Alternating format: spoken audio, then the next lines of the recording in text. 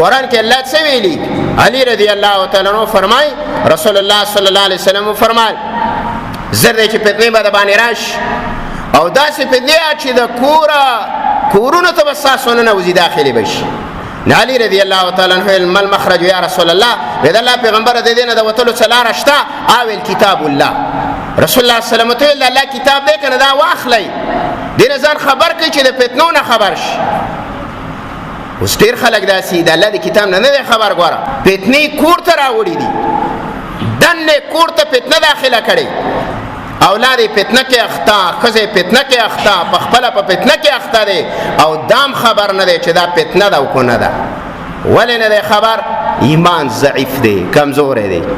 ایمان کې طاقت مؤمنانو پیدا کول پکار دي. اله به ته د الله لارې لراشي، صراط مستقیم به ته اله وپېژنې.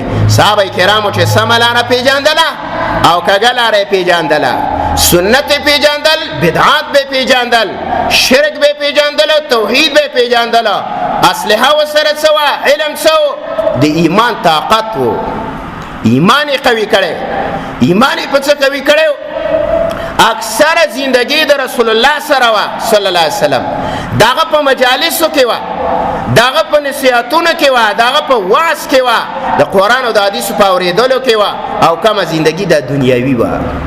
زما ستا اوس ډېره څه ده 24 ګنټو کې یا 10 منټ هم د الله دپاره نشته چې دا خپل د ایمان تجدید وکړي. صحابه کرام به د کوره راووتله، وی راځئ چې د ایمان تازګي وکړو. د تعلیم حلقې به یې لګولې، یو بل ته به دین زده کوله، ایمان کې به طاقت پیدا شو. علی رضی الله تعالی عنہ صحابه کرامو په مجلس تیر شو، صحابه کرامو ژړل. نو علی رضی الله تعالی عنہ ته ویل ولې ژاړئ؟ ویل موږ ته هغه حلقې را په یادېږي چې رسول الله به ژوندی و، زموږ د ایمان تازګي به کېدله. هغه حلقې ختمې شولې، هغه واز او نصیحت وس نشته، خلکو کې بې پروایي پیدا شوله. موږ په حق باندې ژاړو چې ایمان ضعف ته روانېږي، قوت زموږ نه څه کېږي؟ لرې کېږي.